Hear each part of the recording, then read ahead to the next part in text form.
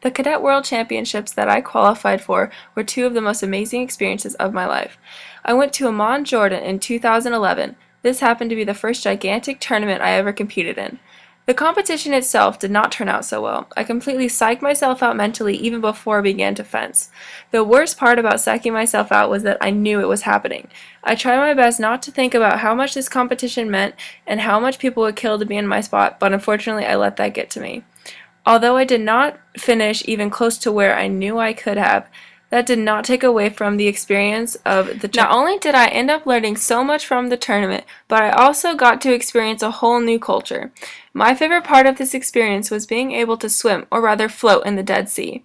Before you go into the water, you are supposed to cover yourself from head to toe in mud from the bottom of the sea. When you put on the mud, it feels very weird and slimy, but when you get into the water, you wash it all off and the mud acts as an exfoliant.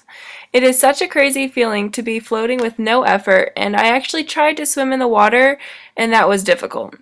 This was such an incredible once-in-a-lifetime experience, and I am so thankful I got to participate in this adventure. Even though I had an amazing experience in Jordan, the fencing aspect of the trip was absolutely terrible and only made me want redemption. Because of this, I trained so hard and made it to my second Cadet World Championships that was held in Moscow, Russia in 2012. Before I went to the tournament, I promised myself that I would not get psyched out again like I did in Jordan. From the day that I got to Russia, I knew that this time everything would turn out so much better.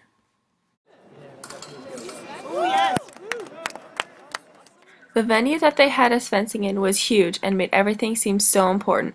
When I first walked in, I did not feel like I belonged there with all these amazing athletes from around the world.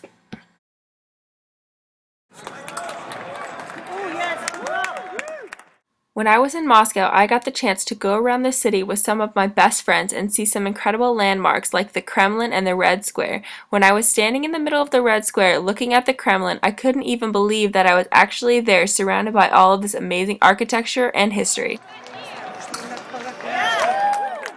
I ended up winning a third place medal, which was better than I ever dreamed that I could do. To this day, that moment has to be one of the most fulfilling moments of my life. I can still vividly remember all the little details of that day. The lessons that I hope athletes learn from my story is to never give up.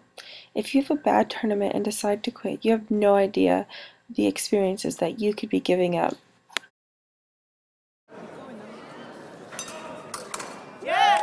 I am so thankful that after Jordan I did not quit. I could not imagine not going to Moscow and having that once-in-a-lifetime experience. Woo!